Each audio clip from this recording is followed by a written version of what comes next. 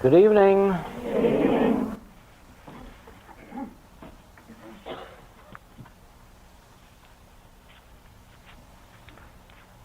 Sometimes, in order to go forward, we have to take a backward step. When we are more solidly placed on that step below where we were, then we can go forward again. This happens, as tonight, when the questions are of a nature that take us back from where we were, from where we are,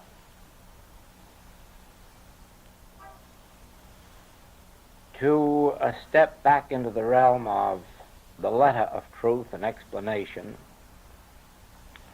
but only for the purpose of becoming more solidly established on that level, and then being able to proceed with greater confidence and assurance to the higher one. Now, this will come up in your experience throughout your entire metaphysical career, throughout your entire spiritual career. You will go forward and then find that you're at a place of uncertainty, and you will have to backtrack a bit and then start up again. In the same way, when you are actually healing, you will approach a level of consciousness in which you will find it unnecessary to use the letter of truth at all, to where you can sit down very quickly, find the center of your being, wait there patiently. It may be 1 minute or it may be an hour, until that feeling of release comes, that feeling that God is on the scene.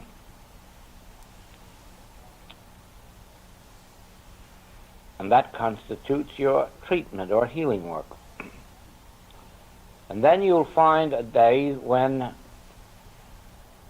this won't do. You can't find that center. You can't stay at that high level of consciousness, and you'll start back down with the letter of truth again. You'll start out with the word God. God, the consciousness of individual man, the I of individual man, God which constitutes individual being, having only the qualities and the quantities of God, so forth and so on. And then you come down to that part where you'll realize that this that is appearing as sin, disease, death, lack, limitation is but the activity of the second chapter of Genesis, the mind of man,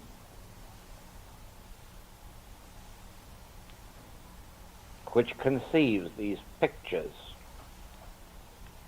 of error, and this is the arm of flesh or nothingness.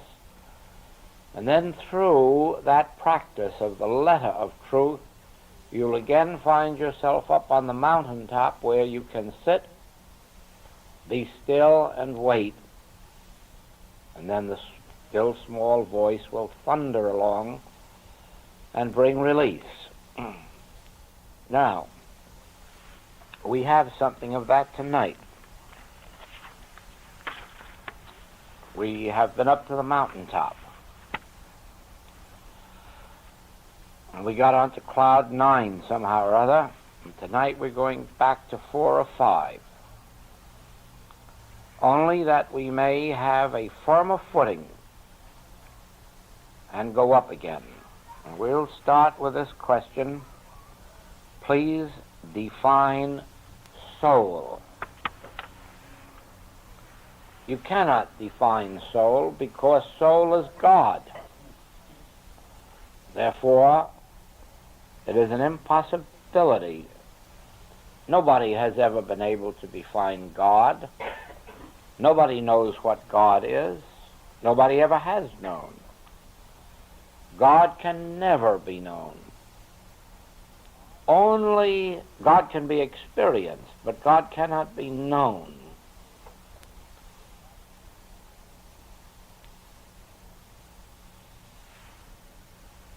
Lao Tzu, 500 BC, said that if you could name it, it isn't that. Every mystic has said it is an impossibility to know God. Maimonides, the Hebrew mystic of the 11th century, said this: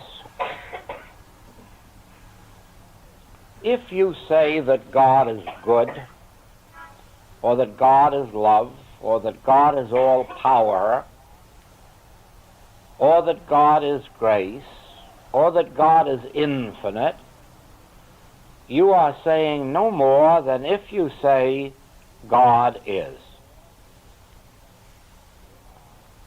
There it is.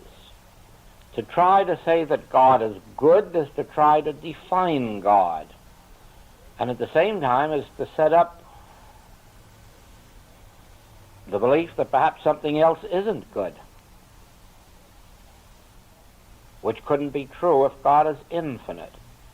Now, who can embrace infinity in their mind? Who can begin to visualize what infinity is? Nobody. It's outside the realm of our ability to comprehend infinity or eternality or immortality. Therefore, it is outside the realm of possibility to define God. There is only one certain thing that we know beyond all question of doubt. God is. That is self-evident. We wouldn't be if there wasn't a God. The sun, the moon, and the stars wouldn't be going around in their courses if there weren't a God. Apple trees wouldn't give off apples 100% of the time if there weren't a God. Like begets like. That is only true because something is maintaining the isness of that law. And that's something we call God. But now define it. It's an impossibility. The word soul, then, cannot be defined. This we may know. God is the soul of man, and as the soul of man is the source of man's purity, spirituality, eternality, immortality. That doesn't define it. God is the soul of man. But you can also say God is the spirit of man. You can also say God is the life of man. And God is the law of man. God is the activity of man. God is the body. Even the body is the temple of God. God is the substance of man's being, of his life, of his soul, of his mind, of his body. But define these, that is impossible. In the experience of God, you have another thing enters there. You have an experience in which you are aware not only that God is right now a presence which is felt,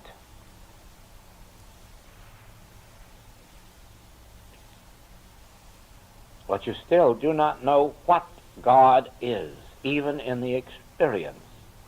Now when you go to the next stage after meditation, when you go to the stage of communion, it is as if there were two. There is Joel and there is God. And Joel sits here with eyes closed, and it seems as if there is a presence and a communion between them, as if there were a flow of warmth, a gentleness, a gentle presence, a something back and forth. Here, Joel is aware of something greater than himself. But evidently, this something that is greater than Joel is also aware of Joel, because it is embracing him within.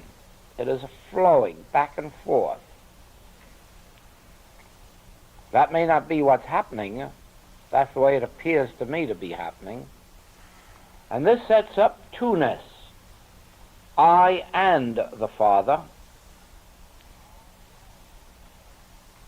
That's exactly what Jesus did. He set up two-ness. I and the Father are one, but the Father is greater than I.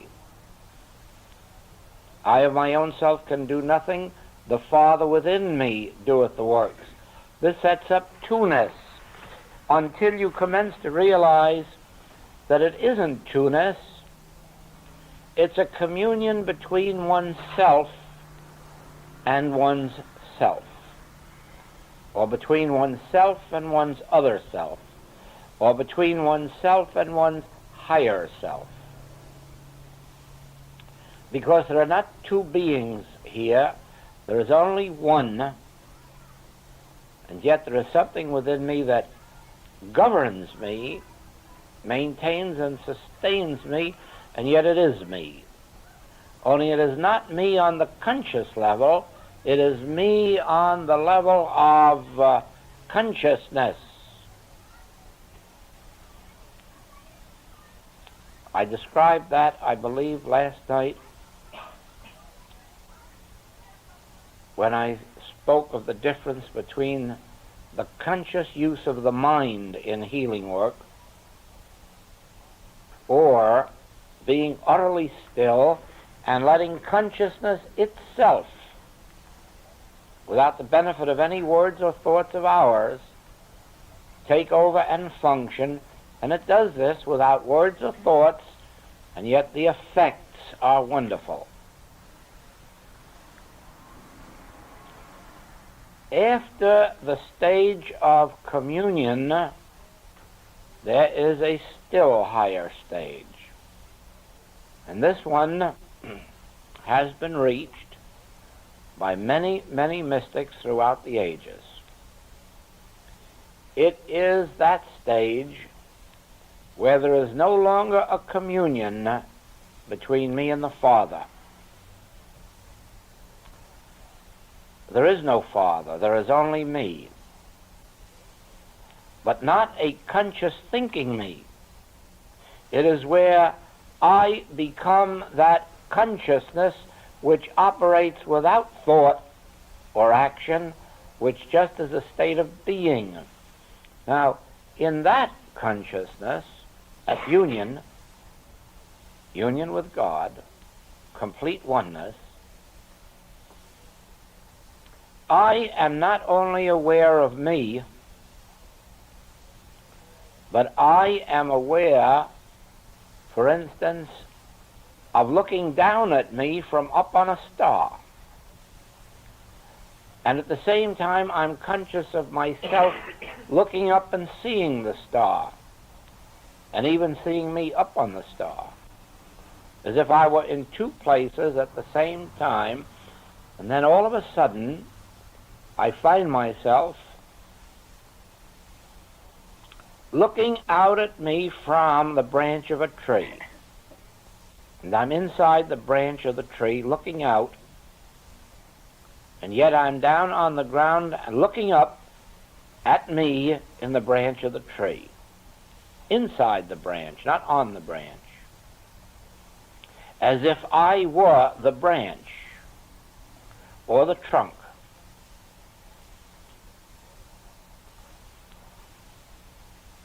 And the next thing you know, I am looking down at myself below the sea and seeing myself look up at me on the shore. For I am in the sea and I am on the shore.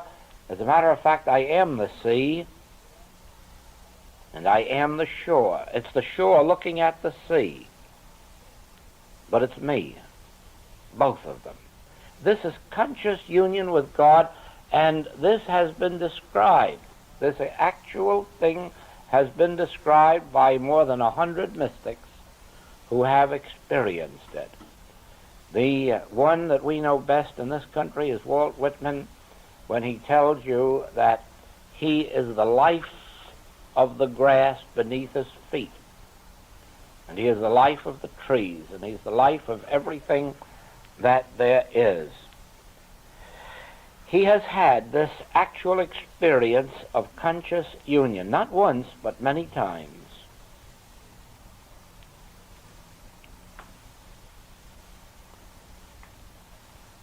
And yet, even after attaining that height,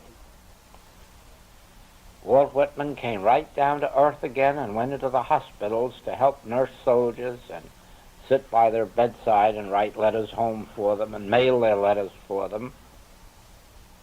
And so it goes.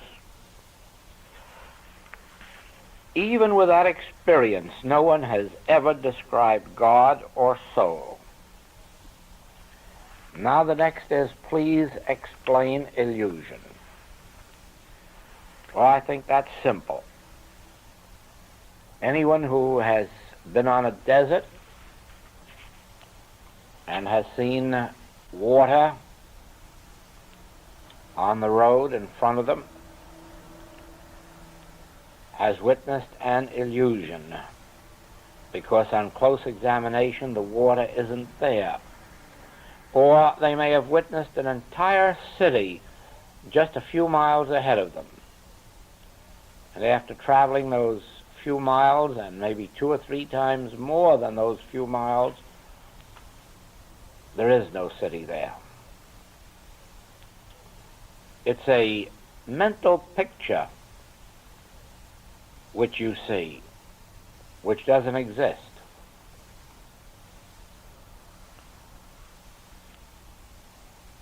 In the same way, if you haven't been on the desert, you've certainly ridden on a railroad train or streetcar, and you have seen the car tracks come together in the distance.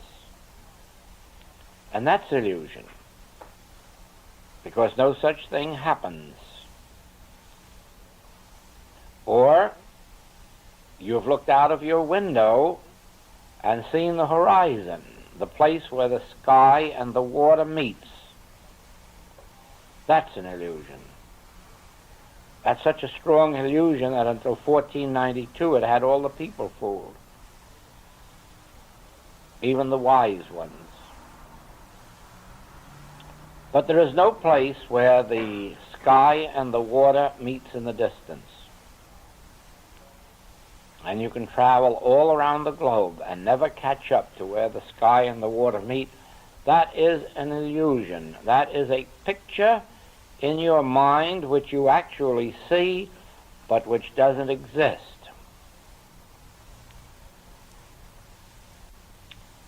Now then, we're speaking about the illusion of disease, probably.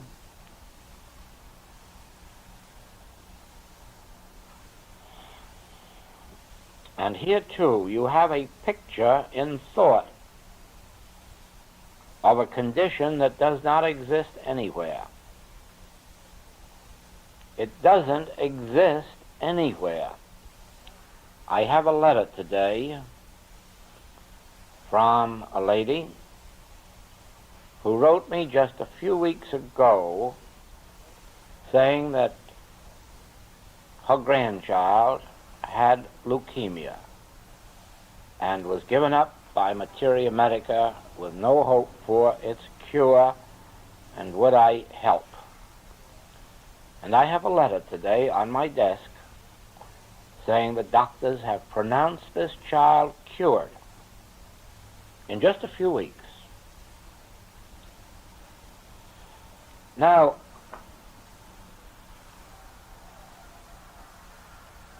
if there was such a condition present as they say was present, where is it now?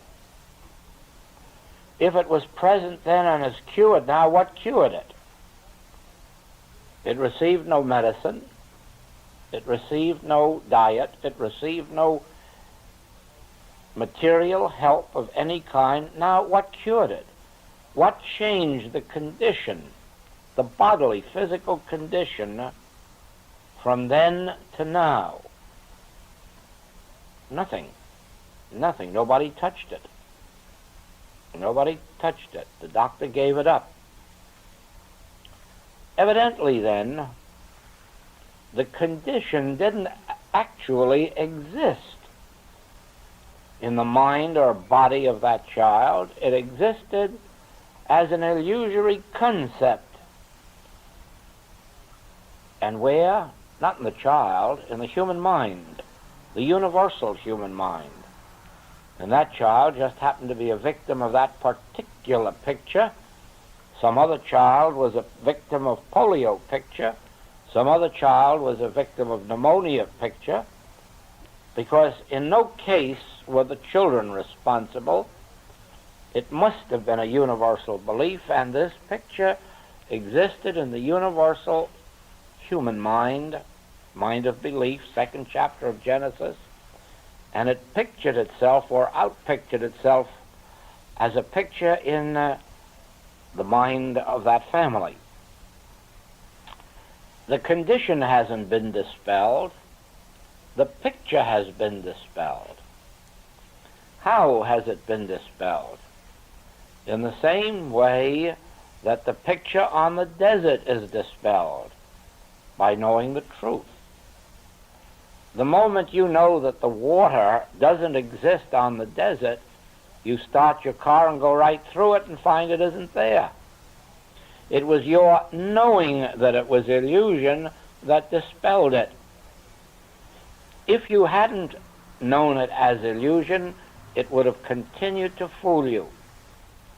And you would have stayed there for 100 years, waiting for that water to dry up. Or at least you would have had to wait till nightfall until the action of the sun went away. Now, the illusion of sin or disease or death, and even the illusion of health, physical health and harmony, these are pictures in the human mind, the universal human mind.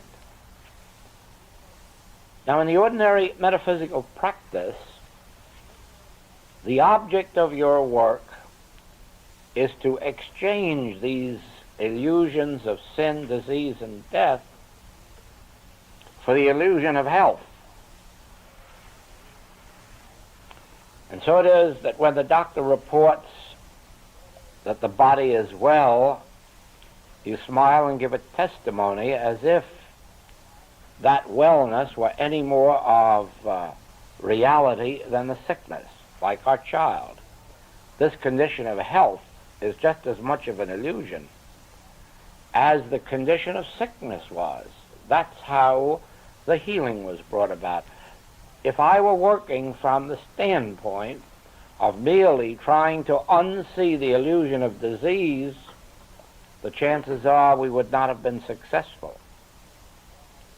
The reason that Infinite Way work has been so successful in healing has been that we do not merely unsee the illusion of sin, disease, and death, but also the illusion of physical health and physical wealth. What is so spiritual about a physically healthy body when very often they drop dead tomorrow or get in an automobile accident and are killed? What is so spiritual about being a millionaire when the next day one can be with nothing?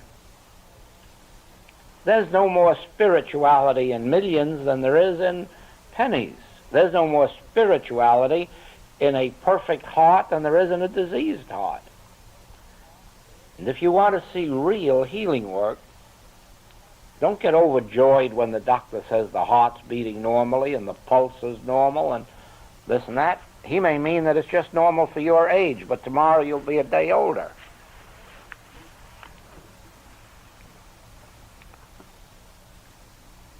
Only recently I was talking to a doctor who knew my age, and he asked if I'd had a checkup recently, whatever the heart checkup is, and I said no. And he said, well, don't you think you should have it? No. Why? Do they testify truly? Can you rely on them? Well, not wholly. He said, a friend of mine recently had one, and the next day dropped dead on the street. Well, what's the use of it being told how healthy I am? No. No, we won't have it that way. Now, the point is this. Sickness, sin, disease, death, poverty, unemployment, these are the illusions of human sense. So is physical health and physical wealth. The only reality is your spiritual identity, your Christhood. And that you can't see, hear, taste, touch, or smell. You can only realize in your inner meditations when you feel that your life isn't yours. God is your life. That's when you're on safe ground.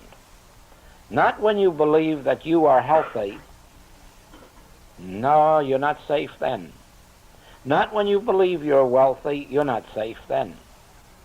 When you begin to realize God is the life of my being, when you begin to realize God is my wealth, the earth is the Lord's and the fullness thereof, stop claiming it as your possession, then you'll find that all that the Father hath is yours, whether of supply or life or intelligence, wisdom, whatever it may be. Never believe for a minute you're safe while you believe that you're alive, or while you believe that you have life, or while you believe that you have health. You're not a bit safe. But when you begin to realize God is infinite, therefore God constitutes my being, God is my life, God is my soul, God is my spirit, God is my hiding place. Now, you know, we've had this before. If you think that you've got a good bomb-proof shelter in your backyard, just don't depend on it too much. As a matter of fact, it would be far better to be walking out in the open air, right in the midst of the blitz, and realizing God is my hiding place, abiding place. I live and move and have my being in God, in Him, where nothing can enter that defileth or maketh alive, rather than to hide in some material structure. That's like hiding behind a perfectly beating heart. That's like hiding behind a good bank account. And then the government comes along and cuts the ground out from under you. It did in Germany. It has done it in England. It has done it in all of the Near Eastern countries. It's done it in the Oriental countries. Just chopped the life. Why, a French franc when I started traveling there was 20 cents. You buy 3,500 of them now for $1.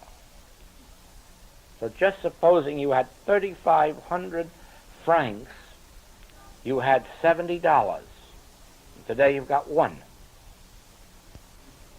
So what's the use of hiding behind francs? And we have the same thing in our dollars. A $4,000 automobile is really a $1,200 automobile. but it takes $4,000 to buy it. Therefore, if you had your $4,000 and your $1,200 and thought, my, I've got the equivalent of an automobile, now you find all you've got are the wheels.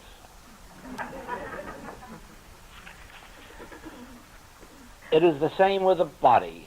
Don't ever feel confident because you're sure that your blood pressure is normal, or your heart is normal, or your digestion is normal, or elimination is normal. That's all nonsense, because in the twinkling of an eye, a germ, a bullet, a bomb, an automobile accident, it's all upset. But to be safe and to really have the assurance of your health and your supply, recognize God as infinite being, and God is my life. That life is eternal and immortal. God is my strength. I cannot get weak if God is my strength. If I believe strength is in the muscle, well, you know the answer to that. So it is. Illusion says that health is in the body. Illusion shows us that wealth is in the bank.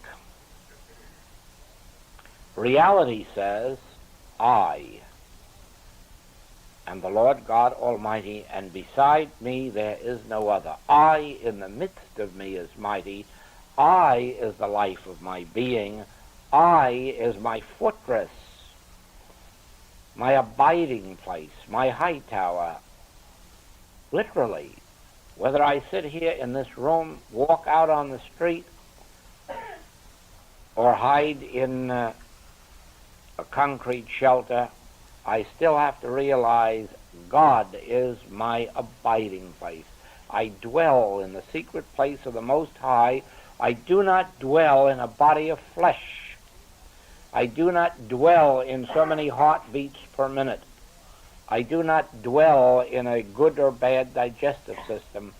I live and move and have my being in God, and God constitutes the activity of my body. God constitutes the activity of the organs and functions of my body. God is the only activity, and as long as God is active, the organs and functions have to respond to that activity. Ah, yes. Don't be tempted by the illusion of sickness alone. Don't be tempted by the illusion of health alone. Don't be tempted to take account of man whose breath is in his nostril, for even when he's good or healthy or rich, he is still subject to the illusory beliefs of man who was born of woman, whose day is short. Now, we are not man who was born of woman. We were until we died to that individual and were reborn into the realization that I am I, and I live and move and have my being in God, of God. I and my Father are one. All that the Father hath constitutes my being. The earth is the Lord's, and the fullness thereof, and Son, all that I have is thine. Then, when you're living in your God awareness, you're not living in a state of confidence in a human body just because it's painless at the moment. You're not living with your head in the ground, believing you're prosperous because you have dollars today, not knowing what tomorrow may have in store. But when you're living in the realization, and oh, how often I bring this out, I am the bread and the wine and the water. I can walk away from anything of a physical nature and still find myself resting, eating, sleeping, being regularly, because I and the Father are one. I am not dependent on that which is external to my inner self. God is my selfhood. God constitutes my selfhood, and in that selfhood is the infinity and allness of harmonious being. This makes me non-attached to physical health or physical wealth or physical strength or physical goodness. It makes me non-attached and allows me to live right here in the fullness of my own being, which last week we called self-completeness in God. Self-completeness in God. I am self-complete in God. All that the Father hath is mine. I live not by virtue of anything on earth, but by virtue of the grace of God which is ever with me.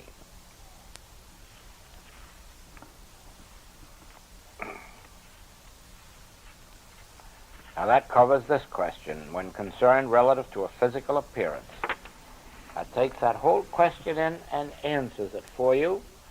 When you are concerned with a physical appearance, even if it's a harmonious one, and you should be concerned with it even if it's harmonious, and translate it and begin to realize I am not living by virtue of a harmonious physical appearance.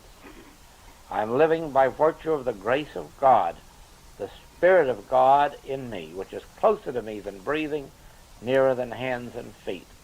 The Spirit of the Lord God Almighty is upon me, and it ordains me to live forever, harmoniously, joyously, peacefully, prosperously, and so forth. Is it the mental part of man on the subliminal level which makes the decision as to the time of passing on?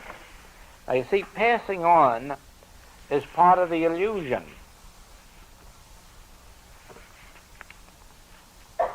Therefore, in the ordinary sense of passing on, man doesn't really make a decision. No part of man makes the decision. It is purely an illusion. Therefore, it never takes place.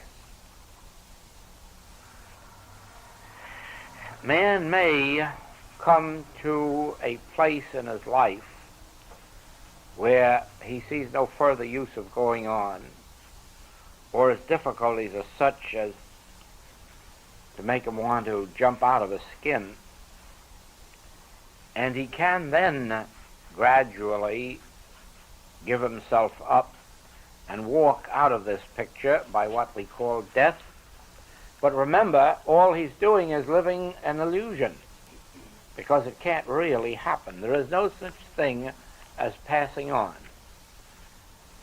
There was a time when it was called death, and then we changed the name to passing on, but it was the same thing, just under a different name.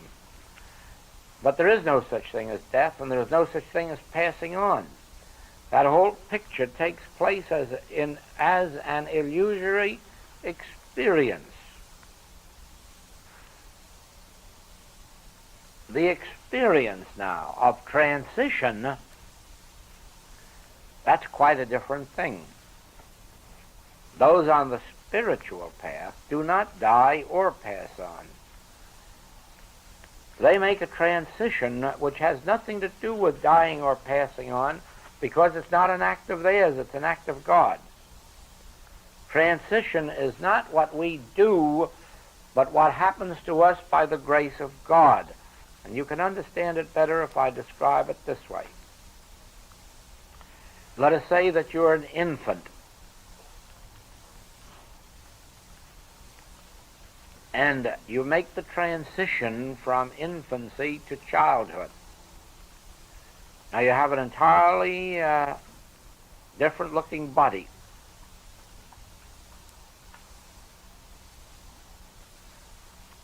You haven't died or passed on. You've just made a transit from infancy to childhood. Now you reach the age of puberty, and another change takes place in your body, but it is not dying and it is not passing on.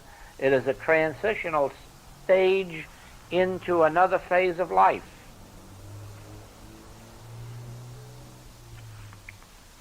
Now,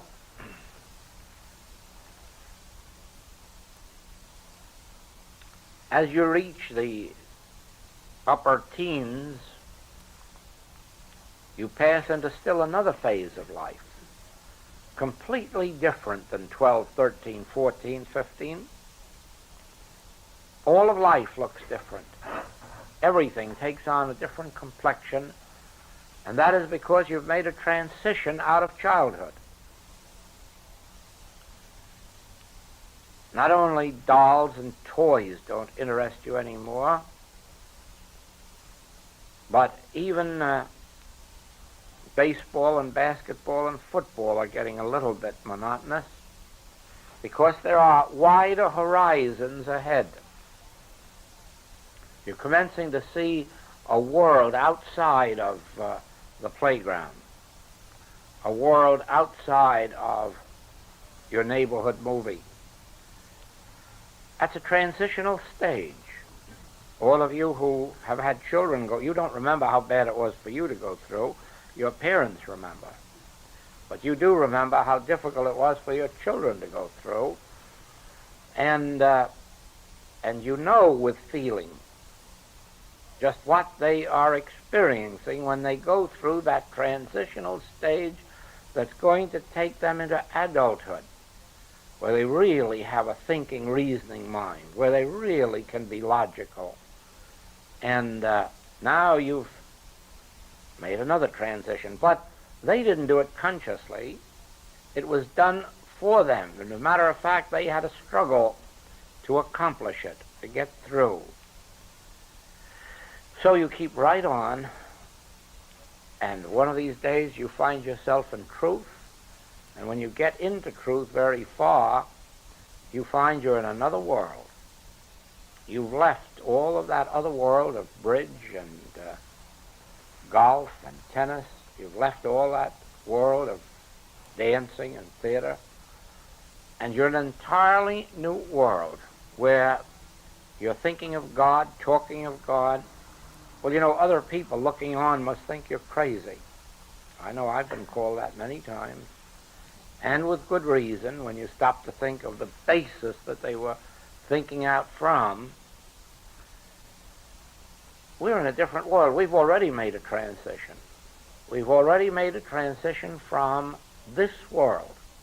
That's what Jesus meant when he said, I have overcome this world. And there's no death about that transition except what Paul called dying daily. It is a dying daily to old modes of thought, old means of thought, old reliances. There again, we were relying on how much the heart beat. We were relying on the blood pressure. We were relying on the foods or climate or diet. Now we're only relying on our realization of God. Complete transition into a new world, a new state of consciousness. It has rightly been called the fourth dimension of life, in which you are dependent on nothing and nobody in the external world. Your entire dependence is right within yourselves. God is my life, not the heart, liver, or lungs. God is my life. God is my supply, not the dollars. God is my supply. A transition out of this world into the fourth dimension of life, in which you live very nearly a complete spiritual existence. And so we go on from transition to transition until one day, we don't do it, remember, this is all being done to us. None of us came to truth of our own accord. We were pushed in. And that's why the rest of the world isn't here. It hasn't been pushed hard enough. When it's pushed hard enough, it also will be in truth. And you will find then that a day will come when you will pass from sight, and undoubtedly as far as the rest of the world is concerned, you will leave a body to be buried or cremated. But you can take my word for it, that there will be no body there. That also will be an illusion in their thought. you will have your body right where you are. Now, I know from a long experience of work with Christian Science practitioners who have had, like I have had, many, many years of reading funeral services,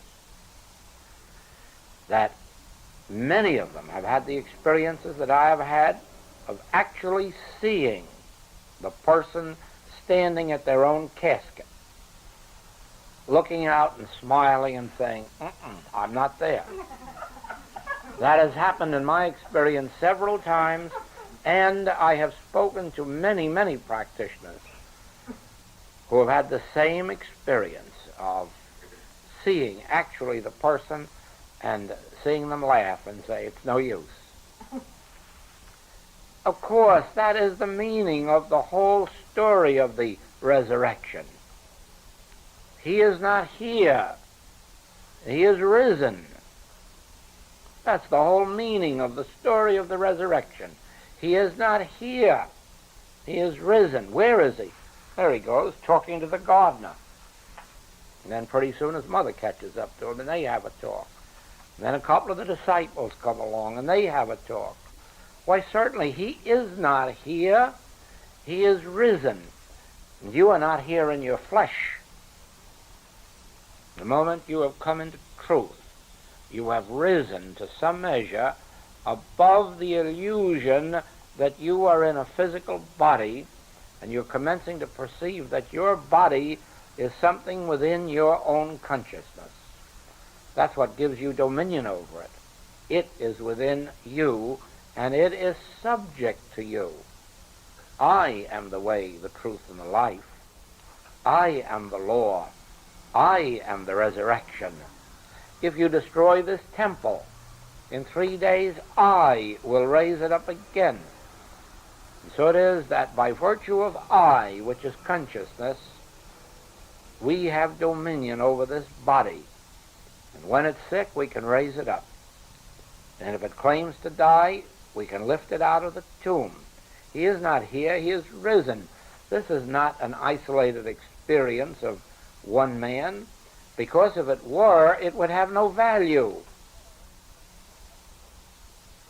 What value would it have if somebody was great enough to raise their body from the tomb, unless it was done as an example to show us the immortality of life and body, and show us that we have the power to be raised out of the tomb by what power?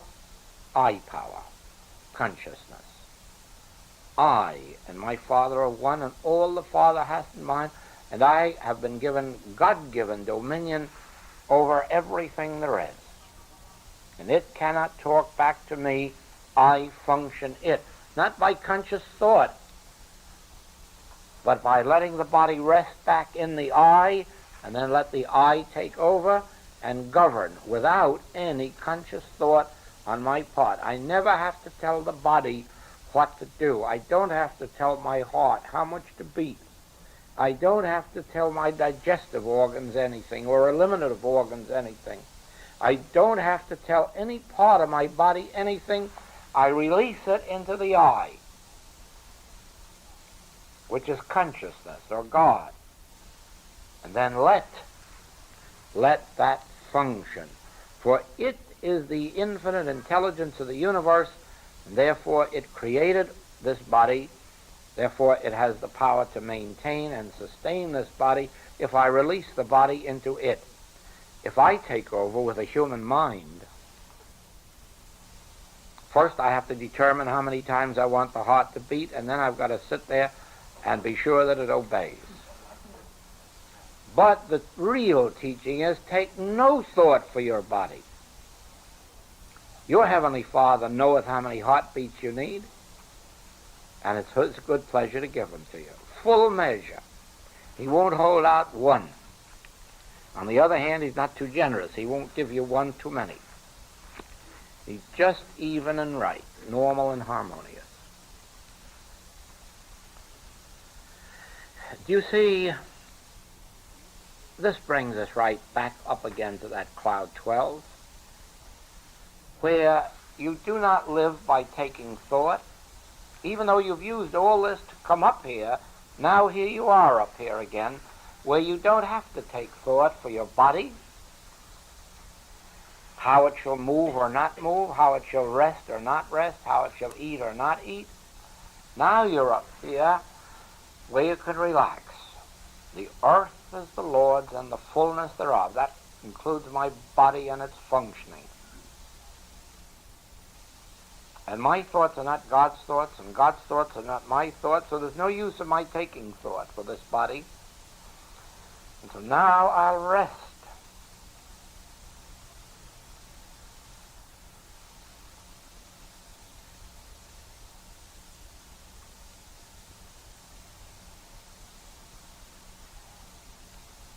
And you see how quickly it comes. It says, peace, be still. Just as the Master said to the storm.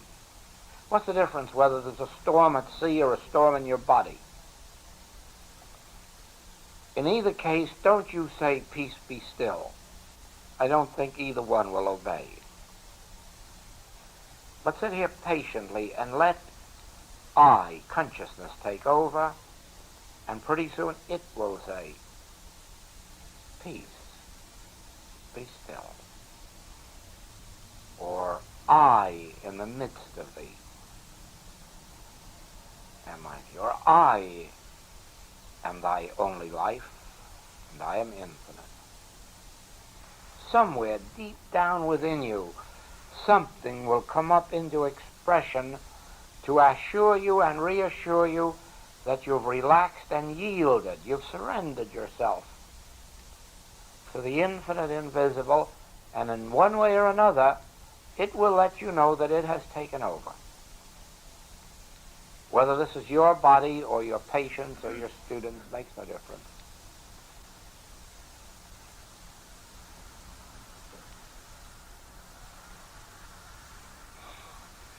You see, you plant a seed in the ground, the seed of a rose, and you don't sit there telling that seed that it should come up a rose bush and that it should have roses. You don't take conscious thought. You just surrender that seed to its own environment, and then you wait patiently, and much to your surprise, a rose bush comes out of a rose seed. No, you're not surprised at all. That's what you expected. That's what you knew would happen. Why? Because you weren't governing. If you were, you may have preferred a papaya tree. Probably I would sometime. But if it has to be the rose, I'll take the rose, if that's what God says. But I do like papayas. I'd have more papaya trees than I would rose bushes. Now, just see this. You plant your seed. You obey whatever you know to be the laws of planting. And then you let the law take over. You don't know what the law is. I could just well call it the soul of this earth. Or I could call it the mind or intelligence of this earth. Or I could call it God. I could call it the principle of nature. It would make no difference to you because you don't know the meaning of any of them any more than I do. It just means that you relax that seed into whatever its native element and law may be, and you let whatever that law is govern it until it comes out into flowers or fruit or whatever its nature may be.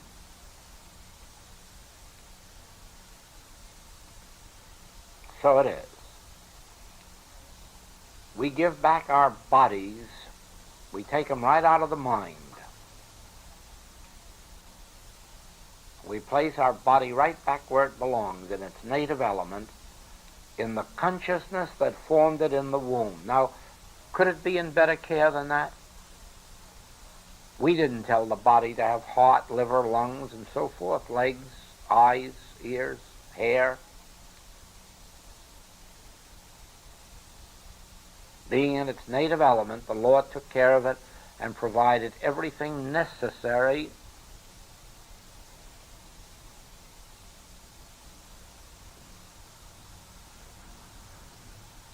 Now we place the body right back there in its native element, consciousness.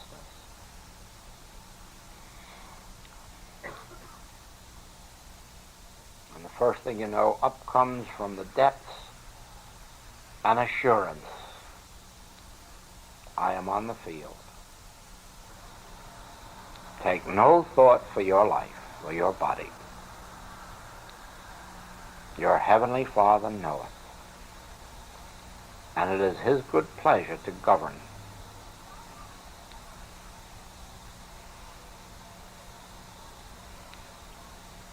Every day you have to relax your body back into consciousness so that you're sure your body isn't being operated on by human belief. Because if it is, you're going to watch your body get sick and die. You're going to watch your body get old. And why should we have that?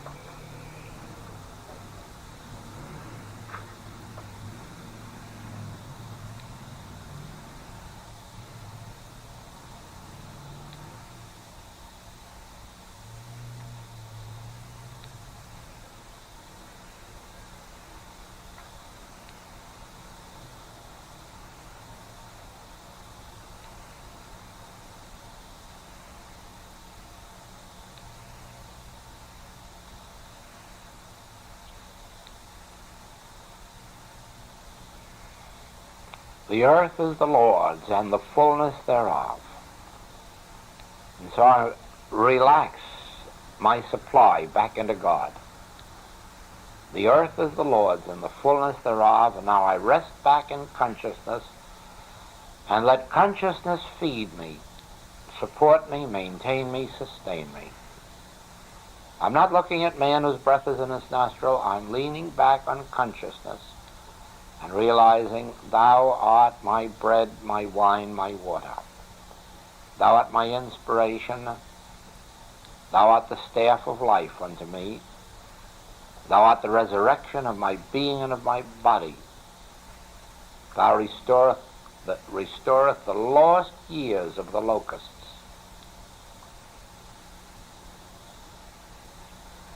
I take my body, my life, my wealth, right out of the human mind, right out of human experience, and place them back where they belong, in their native element. God is my consciousness, I rest in God. God is my consciousness, I am fed by God, my consciousness. The activity of my being, of my body, of my business, of my work, of my home, I rest it back in God. I do not place it at the mercy of man whose breath is in his nostril.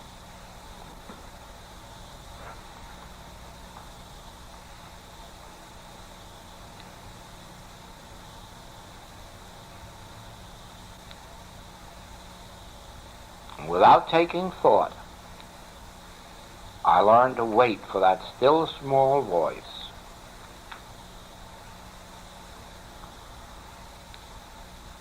And it says, knowest thou not, I am closer to you than breathing and nearer than hands and feet. Knowest thou not, I am the rock?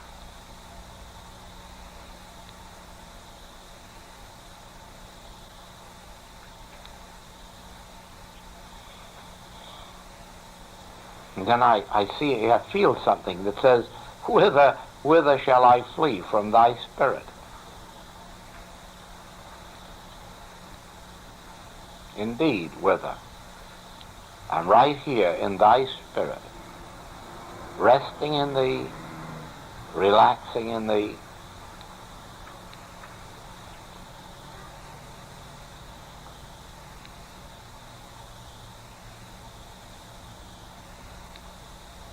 Thy grace is my sufficiency in all things, in bodily things, in monetary things, in home things, in family things, in student things, in practitioner things, in patient things, in travel things. Thou art the activity of my being.